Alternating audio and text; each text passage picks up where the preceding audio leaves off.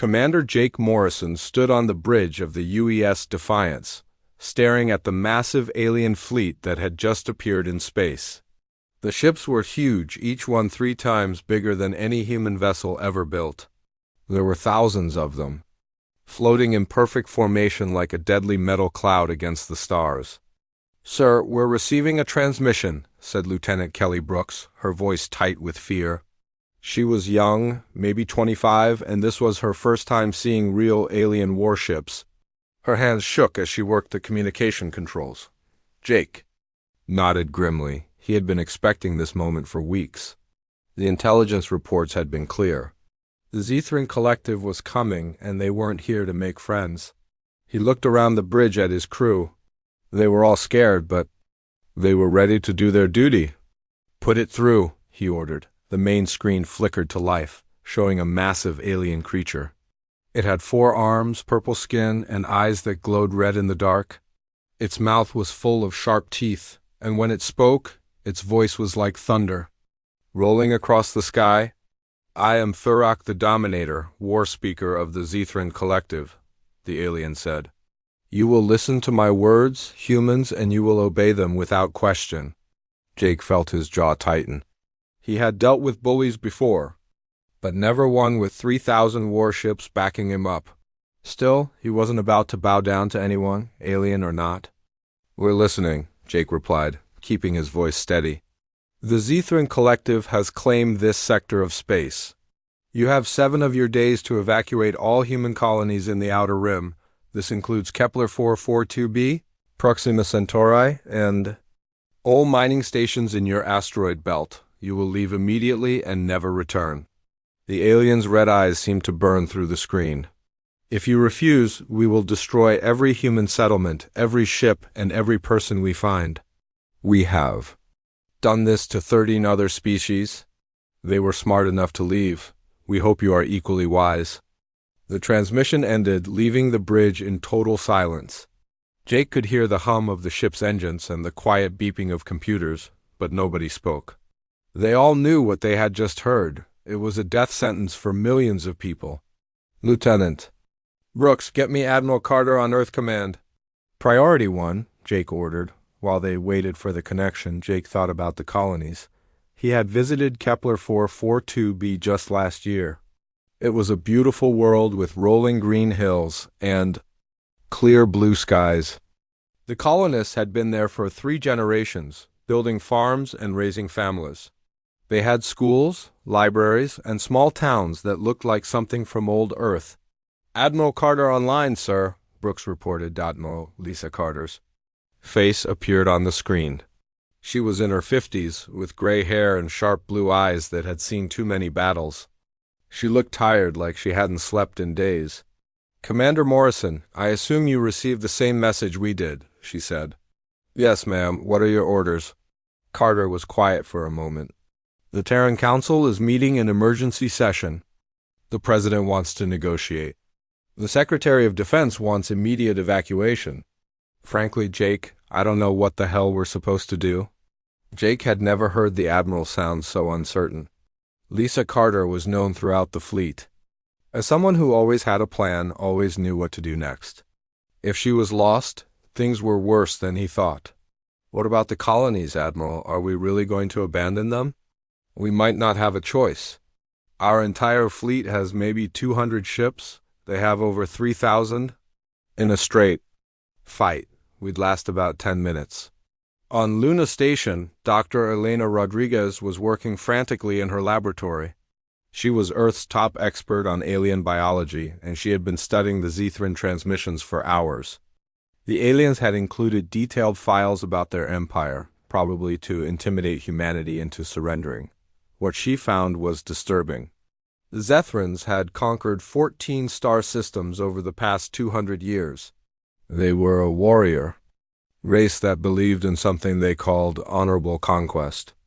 They would give their enemies a chance to surrender, and if they refused, they would destroy them completely. The files showed what had happened to the other species.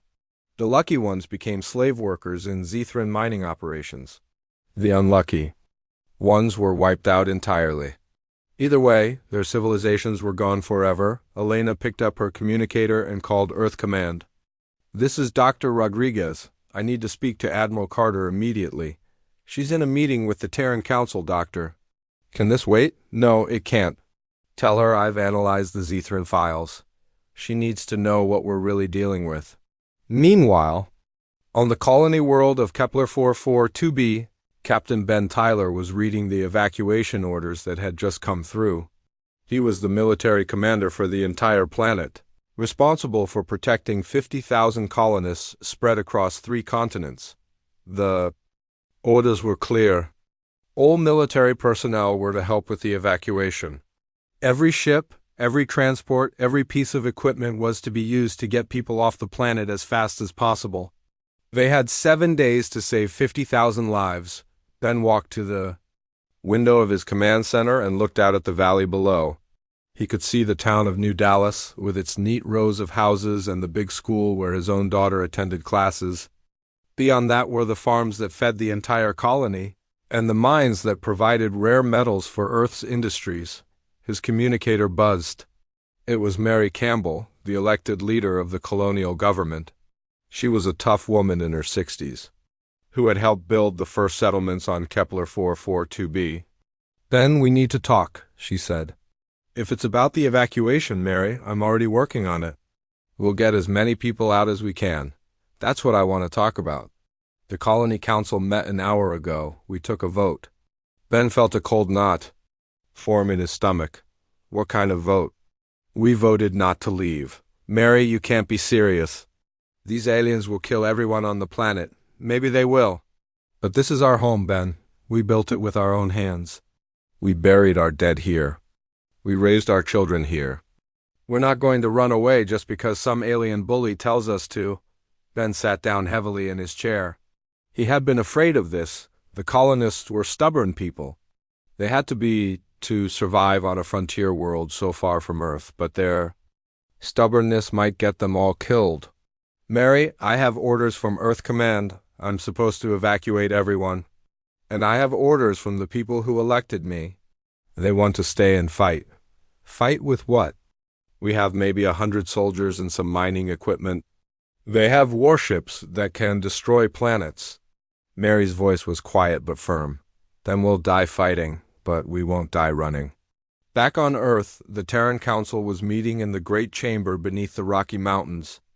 President Amy Johnson sat at the head of the table, looking at the faces of the most powerful people in human space. They were all scared, but they were trying not to show it. "The situation is clear," said Secretary of Defense Carl Baker. "We cannot win a military confrontation with the Zethrans. Our only option is immediate evacuation of all Outer Rim colonies." "We can't just abandon 50 million people," argued Senator William Hayes. "There has to be another way." "What other way?" Baker shot back. "We're talking about a civilization that has conquered 14 star systems. They have weapons we can't even imagine. If we fight them, we'll all die." President Johnson raised her hand for silence. "What about negotiation? Maybe we can work out some kind of deal." Dr. Rodriguez, who had been allowed to attend the meeting, shook her head. "Madam President, I've studied their culture. The Zethrans don't negotiate, they conquer. They've given us what they consider a generous offer. In their minds, we should be grateful they're letting us live at all." The debate continued for hours. Some wanted to fight, others wanted to flee. Nobody had a good answer. Finally, a young aide named Lieutenant Sam Davis entered the chamber carrying a secure message. "Pad." "Excuse me, Madam President, but this just came in from the colonies." President Johnson took the pad and read it. Her face went pale. "The colonies have voted, all of them. They refuse to evacuate." The room erupted in chaos. Some people shouted in anger, others in fear. But through it all, one thought was clear. Humanity had made its choice. They would not withdraw, and somewhere in the depths of space, the Zethran fleet began to move toward human space, ready to begin what they thought would be a simple extermination mission.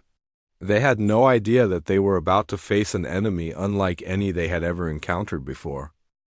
The news spread across human space like wildfire. Every news channel, every radio station, every communication network carried the same message. The colonies had voted to stay. They would not run from the aliens. They would fight. On Earth, crowds gathered in the streets of major cities. In New York, London, Tokyo, and Moscow, people held candlelight vigils for the brave souls who had chosen to stand against impossible odds. Many wept openly. Others sang old songs about courage and sacrifice. Everyone knew that 50 million people were about to die, and there was nothing anyone could do to stop it. General Rick Phillips sat in his office at Terran Defense Command, staring at tactical reports that made no sense. His military advisors kept showing him numbers, but the numbers were meaningless. 3,000 alien warships against 200 human vessels. It was not a war, it was a massacre waiting to happen. "Sir, we have to do something," said Colonel Nancy Price, his chief of staff. She was a career soldier who had never backed down from a fight in her life. "We can't just let them die alone out there." Phillips looked at her with tired eyes. "What do you suggest, Nancy? We send our entire fleet to get destroyed alongside them? The Earth has no protection at all. Maybe that's better than sitting here doing nothing while our people get slaughtered." Phillips stood up and walked to the window. He could see the lights of the city below, millions of people going about their normal lives. They were depending on him to keep them safe. But how? Could he protect Earth if he sent every ship to die in the colonies? "Get me Admiral Carter," he said finally. "If we're going to do this, we need a plan that doesn't involve everyone dying for nothing." On Kepler 442b, Captain Tyler was working 8-hour days to prepare for the coming battle. The colonists had voted to stay, but they had no idea what they were up against. Tyler had seen the intelligence reports. The Zethran ships carried weapons that could turn entire cities into glass.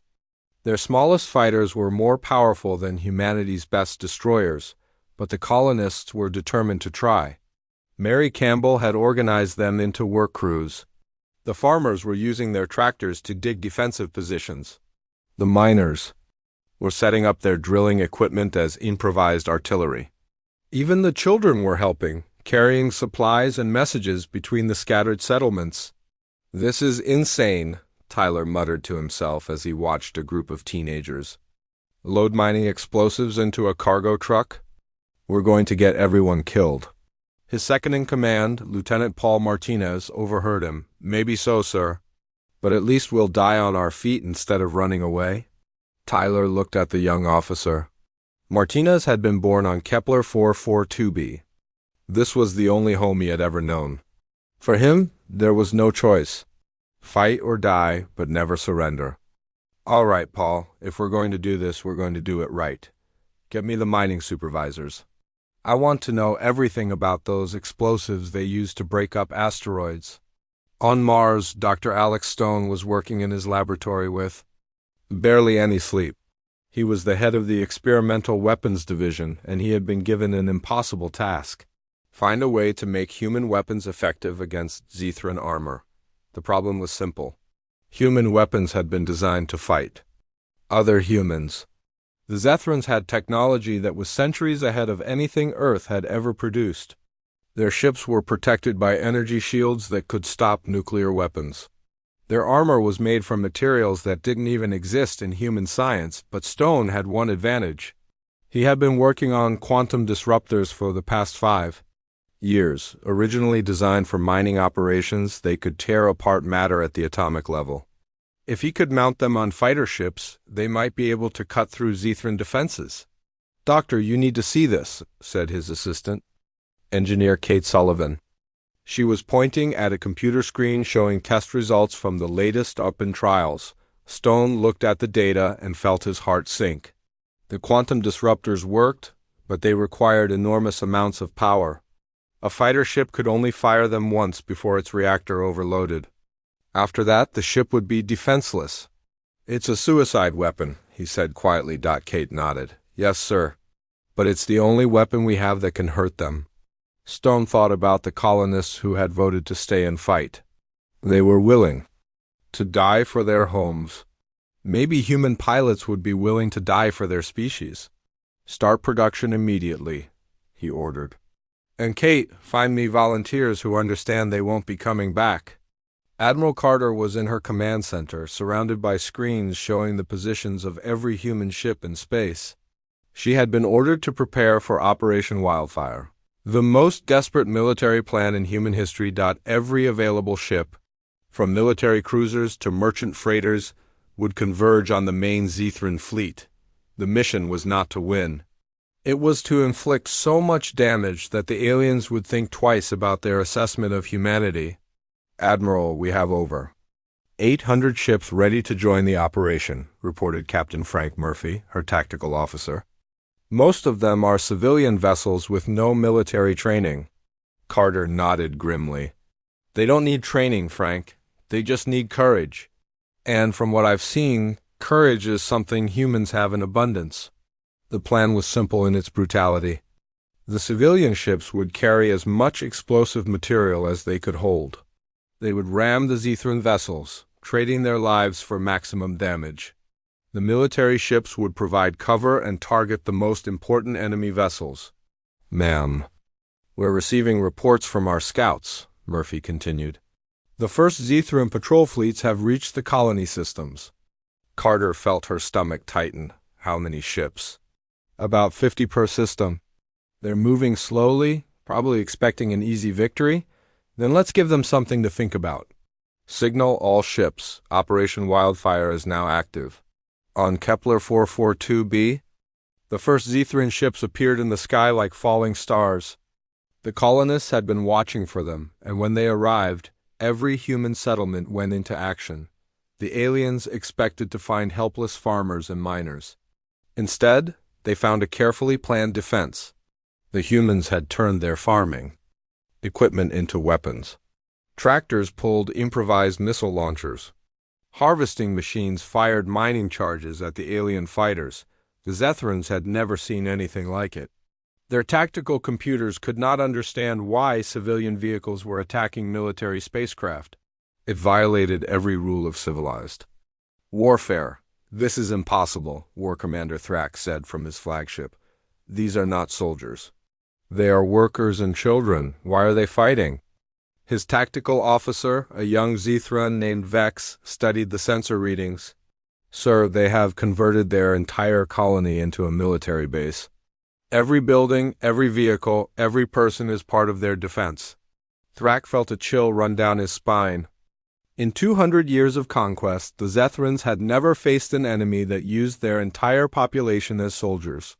Women and children were supposed to be protected, not turned into combatants. "Commence bombardment," he ordered reluctantly. Destroy everything, but the humans had prepared for this too. They had hidden their most important facilities underground, protected by the same materials they used to shield their minds from radiation. The Zethran weapons could destroy the surface, but the humans kept fighting from below. Tyler watched from his command bunker as alien ships fell from the sky. The colonists were dying, but they were taking enemies with them. Every human life was being traded for maximum damage to the Zethran forces. "Sir, we just got word from the other colonies," Martinez reported. "Proxima Centauri is holding out. The mining stations are using their cargo ships as kamikaze weapons." Tyler nodded. Across human space, the same scene was playing out. Ordinary people were becoming warriors, not because they thought they could win, but because they refused to surrender. The Zethrans had conquered 13 other species, but they had never faced an enemy like this. The humans were not just fighting for territory or resources. They were fighting for the right to exist as free beings. In space above the colonies, the real battle was beginning. Admiral Carter's fleet had arrived, and the human ships were closing in on the Zethran formation. The aliens had more ships and better weapons, but they were about to learn something important about human nature. When humans decided to fight, they did not fight to win. They fought to make sure their enemies paid the highest possible price for victory. And sometimes that was enough to change the course of history. The Zethrans had expected an easy conquest. Instead, they were about to discover that humanity's greatest weapon was not their technology or their courage. It was their absolute refusal to accept defeat, no matter what the cost. The battle for Kepler 442b had been raging for 6 days, and the entire galaxy was watching. What had started as a simple colonial evacuation had become something that no one had ever seen before. The humans were not just fighting back, they were winning. Captain Tyler crouched in his command bunker, 3 levels underground, listening to the sound of explosions above. His communication officer, Sergeant Linda Fox, was coordinating attacks from hidden positions all across the planet.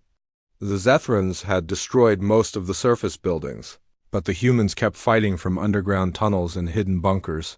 "Sir?" "We just received a report from Sector 7, Fox said, her voice crackling through the damaged communication system.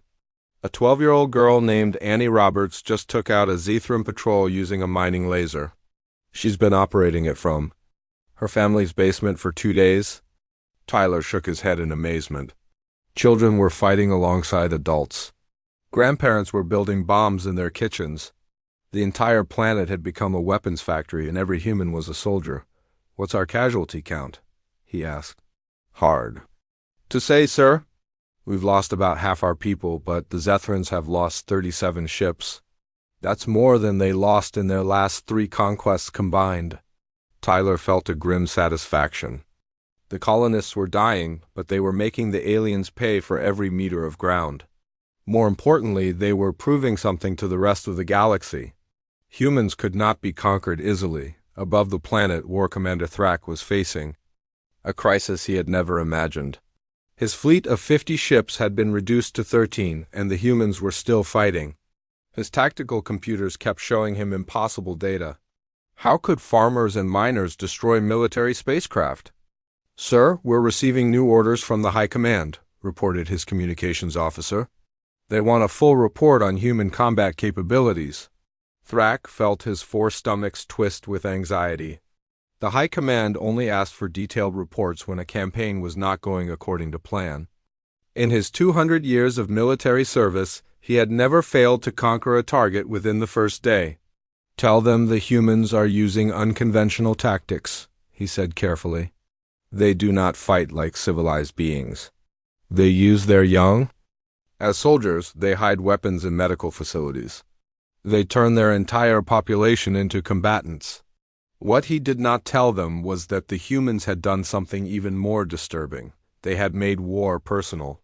Every human seemed to fight with a fury that Thrak had never seen before. They were not just defending territory, they were defending their families, their homes, their very identity as a species. On Earth, Dr. Rodriguez was working around the clock in her laboratory, analyzing every piece of data from the battle zones. She had made a discovery that could change everything, but she needed to be absolutely sure before she shared it. With military command, the Zethrans operated on a strict hierarchy based on demonstrated strength. Every alien soldier, from the lowest private to the highest general, had earned their position through combat. Their entire society was built around the idea that the strong should rule the weak, but the humans were showing them something they had never seen before. A weak species that refused to accept its weakness. A civilization that would rather die than surrender. The Zethrans had no cultural framework for understanding this behavior. "Dr. Rodriguez, Admiral Carter is on the line," her assistant called. Out. Rodriguez picked up the secure phone. "Admiral, I think I know why the Zethrans are having trouble with our tactics." "I'm listening, Doctor." "They've conquered 13 other species, but every one of those species followed the same basic rules. They fought with their military, they protected their civilians, and they surrendered when defeat was inevitable. We're doing the opposite of everything they expect." Carter was quiet for a moment. "What does that mean for us?" "It means we're fighting a war that doesn't exist in their textbooks. Every time they think they understand our strategy, we do something that makes no sense to them. We're not just winning battles, we're winning their minds." Meanwhile, Commander Morrison was leading the survivors of the human fleet through the asteroid belt using hit-and-run tactics that the Zethrans had never encountered. Instead of trying to win decisive battles, the humans were focused on making every encounter as costly as possible for the enemy. "Sir, we have 3 Zethran cruisers approaching from the port side. reported his navigation officer, Lieutenant. Don Clark, they're moving in standard attack formation. Morrison smiled grimly. Standard attack formation. That's their problem, Dan. They keep fighting like this is a normal war. He activated the ship's communication system. All ships, this is Morrison. Remember, we're not trying to destroy them. We're trying to make them bleed. Hit them hard, then run. Make them chase us into the asteroid field. The human ships opened fire and then immediately scattered in different directions. The Zethrans, following their standard tactics, pursued them into the dense asteroid belt. What they found there was a nightmare of floating mines, hidden weapons platforms, and human ships that appeared and disappeared like ghosts. This is impossible, muttered the Zethran fleet commander. They're not fighting like warriors. They're fighting like criminals? But the humans were not criminals. They were simply fighting the only way they knew how, using every advantage they could find. They had turned the asteroid belt into a maze of death, and the Zethrans were getting lost. In it. Back on Kepler 442b, something extraordinary was happening. The colonists had stopped trying to defend specific locations.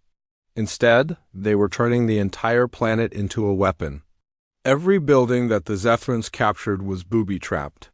Every road was mined. Every piece of equipment was rigged to explode. Tyler received a report that made him laugh despite the desperate situation. Sir, the Zethrans have captured the main spaceport, but they can't use it. The colonists filled all the fuel tanks with explosives. When the aliens tried to refuel their ships, 3 of them blew up. What about the medical centers? Tyler asked. Same thing. We evacuated all the patients, but left the buildings full of surprises. The Zethrans thought they were being humane by avoiding the hospitals. Now they know better. The most disturbing reports were coming from the civilian sectors. Human families were fighting together as units. Parents would attack Zethran patrols while their children spotted targets and prepared ambush. When the aliens tried to take prisoners, they found that humans preferred to die rather than surrender. Sir, we just got word from the Johnson family. In Sector 12, Fox reported. They held off a Zethran squad for 6 hours using nothing but farming tools and kitchen knives. When the aliens finally broke through, they found the entire family dead, but they had killed 8 Zethran soldiers. Tyler felt a mixture of pride and horror. The colonists were showing incredible courage, but they were also showing the galaxy something darker. Humans could be absolutely ruthless when they decided to fight. Lieutenant Sam Davis was working in the communications center at Earth Command, monitoring reports from all the battle zones. What he was seeing defied everything he had learned about military strategy. The humans were losing every battle, but they were winning the war. Sir, I think I've found a pattern, he told General Phillips. The Zethrans are pulling back their experienced commanders and replacing them with younger officers. Phillips looked at the data. Why would they do that? Because we're killing too many of their veterans. Sir, we've destroyed more Zethran officers in 6 days than they lost in their last 10 campaigns. They're running out of experienced leaders. Phillips felt a spark of hope for the first time since the war began. What does that mean for our strategy? It means we're not just fighting their ships, sir. We're fighting their entire military system. Every officer we kill takes decades of experience with them. They can build new ships, but they can't build new generals. The young lieutenant pulled up another screen showing casualty reports. Sir, there's something else. The Zethrans are starting to change their tactics. They're becoming more cautious, more defensive. They're not acting like conquerors anymore. Phillips studied the data carefully. The Zethrans had always been aggressive, always pushing forward, always attacking. But now they were hesitating, second-guessing themselves, making mistakes that experienced warriors should never make. Davis, get me Admiral Carter. I think we've found their weakness. On the Zethran flagship, Thurok the Dominator was receiving reports that made no sense. His forces had superior numbers, superior weapons, and superior technology, but somehow they were losing. The humans were supposed to be defeated by now, but instead they were fighting harder than ever. War Speaker, we have a problem, his aide reported nervously. The other species in our empire are asking questions. They want to know why we haven't defeated the humans yet. Thurok felt a chill run through his alien body. The Zethran Empire was built on fear and respect. If the other conquered species began to think that the Zethrans could be defeated, the entire empire might collapse. What kind of questions? They're asking if humans are really as weak as we claimed. Some of them are wondering if they should have fought back when we conquered them. This was Thurok's worst nightmare. The humans were not just fighting for their own freedom. The Zethran High Command was meeting in their massive fortress on the homeworld of Zethra Prime. The chamber was filled with the Empire's most powerful military leaders, and they were all asking the same question. How had 50 human colonies managed to hold out for 3 weeks against the mighty Zethran fleet? Supreme War Leader Vrak the Merciless stood at the center of the chamber, his red eyes burning with anger. He was the most feared general in Zethran history, a warrior who had personally conquered 6 star systems. But even he was struggling to understand what was happening in human space. The casualty reports are unacceptable, Vrak growled, his voice echoing through the chamber. We have lost over 800 ships and 12,000 soldiers.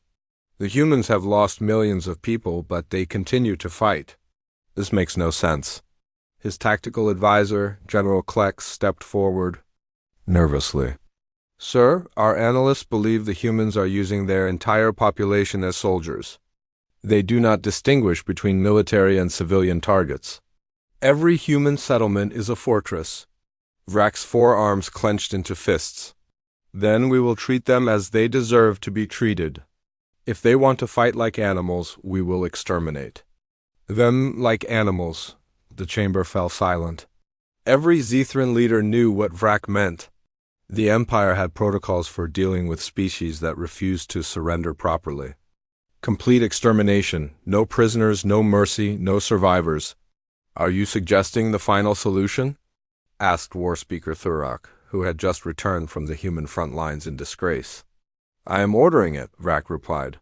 The humans have shown that they cannot be conquered in the traditional way. Therefore, they must be eliminated entirely. We will sterilize every human world and make sure this species never threatens galactic order again. Back on Earth, President Johnson was receiving reports that made her blood run cold. Intelligence. Sources within the Zethran Empire had confirmed what everyone had feared. The aliens were no longer trying to conquer humanity. They were planning genocide? Madam President, we need to implement the Total War Protocol immediately, urged Secretary of Defense Baker. If they're going to try to wipe us out completely, we have to respond with everything we have. Johnson looked around the emergency. Council chamber, every face showed the same expression. Fear mixed with determination. They all knew what the Total War Protocol meant. Every human facility, from research stations to pleasure worlds, would be converted to military production. Every human citizen would become a soldier. Do we have any other choice? She asked quietly. General Phillips spoke up from his position near the tactical displays. Ma'am, Dr. Rodriguez has been analyzing the Zethran command structure. She believes we can target their leadership more effectively. But it will require tactics that go beyond anything we've used before. What kind of tactics? Assassination, sabotage, psychological warfare. We'll have to abandon the rules of civilized combat completely. Johnson felt the weight of history on her shoulders. She was about to authorize humanity to become something it had never been before. A species that fought without limits, without mercy, without rules. Do it, she said. Authorize Total War Protocol. If they want to destroy us, we'll show them what humans are capable of when we fight for our survival. On Mars, Dr. Stone was working with a team of volunteers to modify the quantum disruptors. The weapons were effective, but they still required suicide missions to use them properly. Now that the war had changed, Stone was developing something even more dangerous. Doctor, are you sure about this? Asked Engineer Kate Sullivan. She was looking at blueprints for a weapon that could tear apart entire space stations. If we build this, there's no going back. We'll be creating technology that could destroy planets, Stone nodded grimly. Kate, they want to genocide our entire species. Normal weapons aren't going to be enough anymore. We need something that will make them afraid to come near human space. The new weapon was based on the same quantum technology as the disruptors, but scaled up to massive proportions.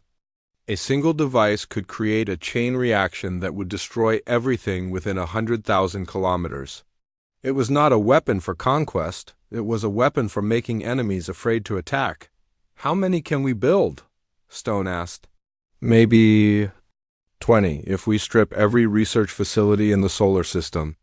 But Doctor, using these weapons will make us just as bad as the Zethrans. Stone looked at her with tired eyes. Kate, they're planning to kill every man, woman, and child in human space. At this point, being bad isn't our biggest concern, staying alive is. Meanwhile, Captain Tyler was coordinating with resistance fighters across the human colonies. The nature of the war had changed completely. The colonists were no longer trying to defend their homes.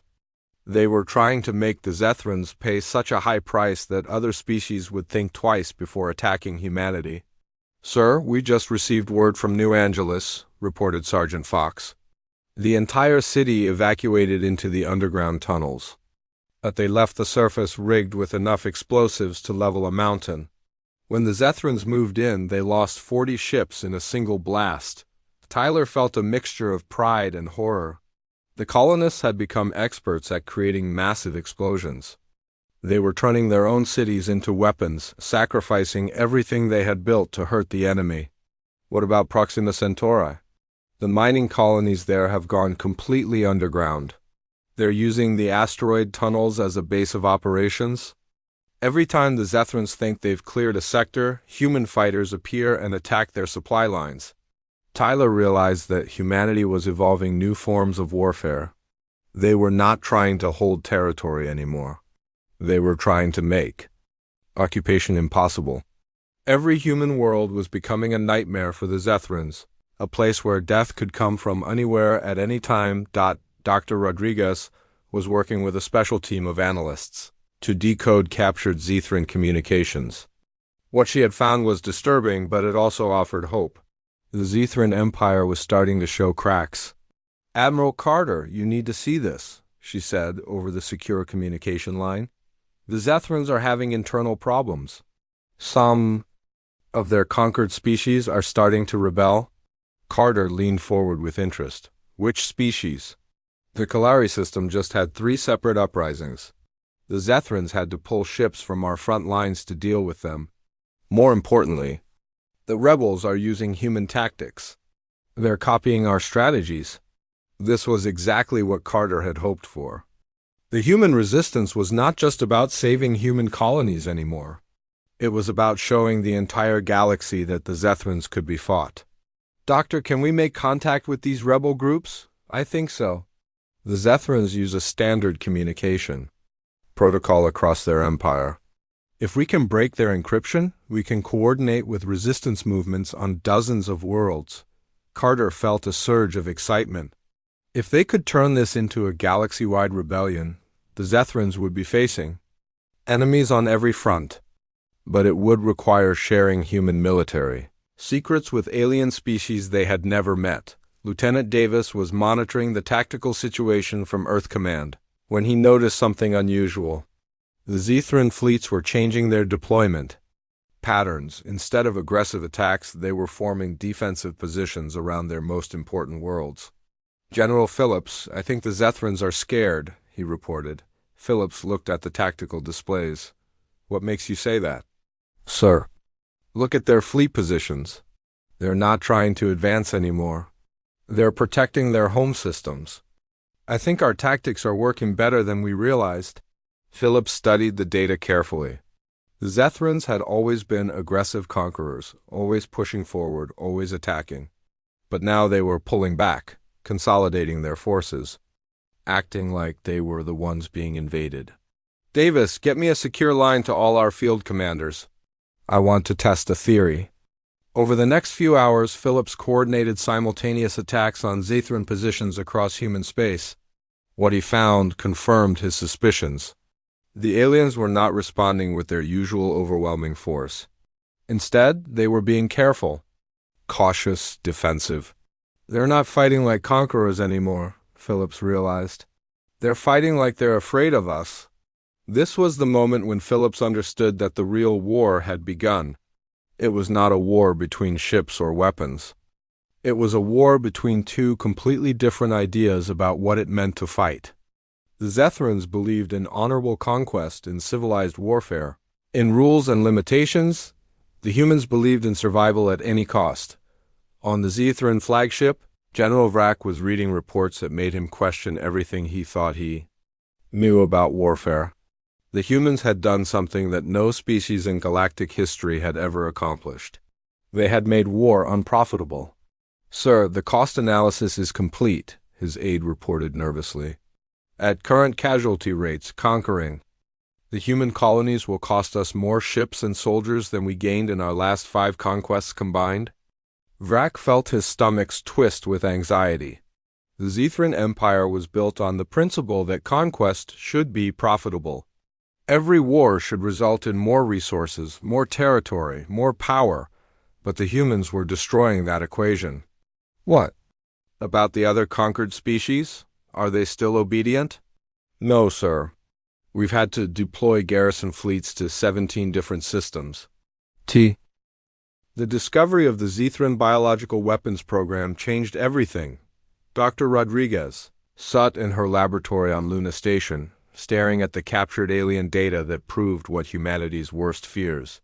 The Zethrans had never intended to show mercy. From the very beginning, they had planned to wipe out every human in the galaxy.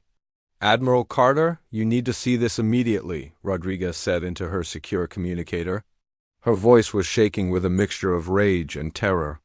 "The biological weapons are designed specifically to target human DNA. They were planning genocide from day one." The data was horrifying. The Zethrans had spent months developing diseases that would kill only humans, leaving their worlds empty but intact for alien colonization.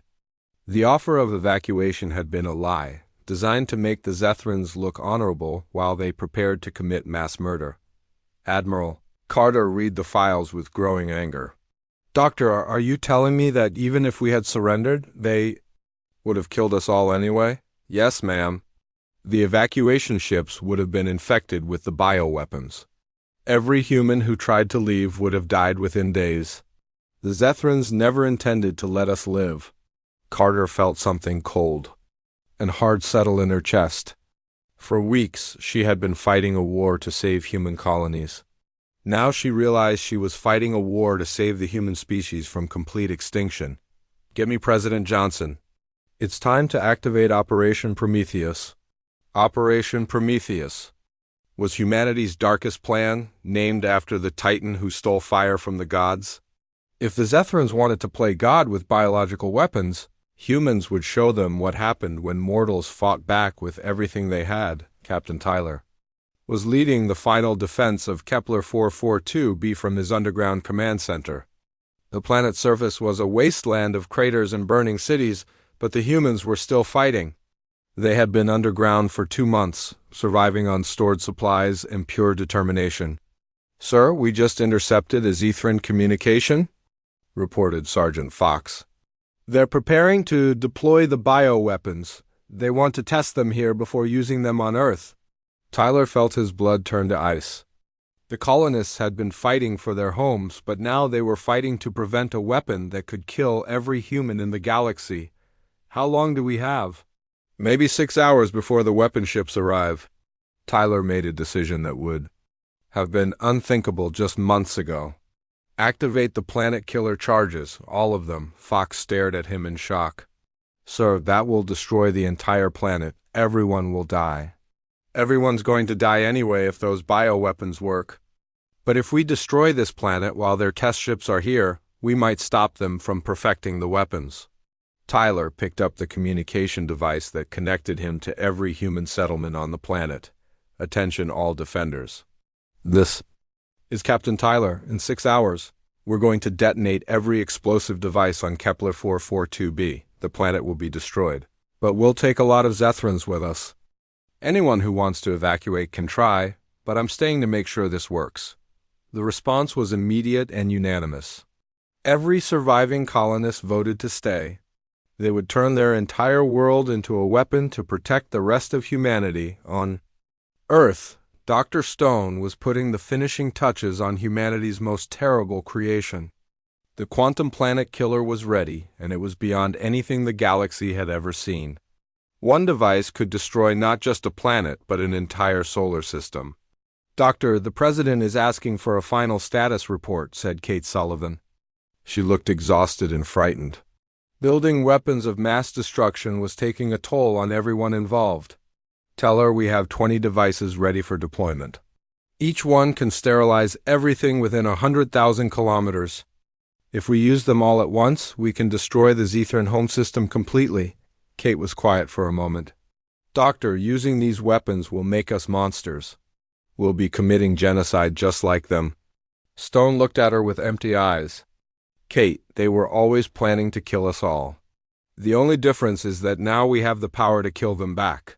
Sometimes being a monster is the only way to protect the innocent." The plan was simple in its brutality. Human ships carrying the quantum weapons would jump directly into Zethran space and detonate them before the aliens could respond. It would be the largest act of destruction in galactic history, but it might be the only way to save humanity from extinction. Commander Morrison was preparing for the final mission from his ship, now called the UES Retribution. He had volunteered to lead the attack on the Zethran homeworld, knowing that it was a one-way trip. His crew had volunteered as well, understanding that they were trading their lives for the survival of their species. "Sir, we're receiving reports from across the galaxy," said Lieutenant Clark. "The rebellions are spreading. 17 different species are now fighting against the Zethrans. They're calling it the Liberation War." Morrison felt a grim satisfaction. Humanity had done more than save itself. It had shown the entire galaxy that the Zethrans could be defeated. Every rebel world, every freed species, every act of resistance was a victory for the idea that no one should have to live as a slave.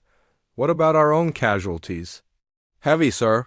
We've lost about 70% of our colonies, but the survivors are still fighting. And sir, the Zethrans have lost over half their fleet. They're pulling ships from conquered worlds just to maintain basic control." Morrison realized that humanity had accomplished something unprecedented. They had fought a galactic empire, too. A standstill using nothing but determination and a willingness to pay any price for freedom. General Vrak stood on the bridge of his flagship, watching the reports come in from across the Zethran Empire. Everything was falling apart. The humans had refused to die quietly, and their example was inspiring rebellions on dozens of worlds. "Sir, we're losing control of the Kalari system," reported his aide. "The rebels have captured 3 of our capital ships and are using them against us." "What about the Andraki sector, also in rebellion?" "They're using human tactics, sir. Every building is a fortress, every civilian is a combatant. Our occupation forces can't maintain control." Vrak felt something he had never experienced before in his long military career. Fear. Not fear of death, but fear of failure. The Zethran Empire had existed for 1,000 years, built on the simple principle that superior force could conquer anyone. But the humans had proved that principle wrong.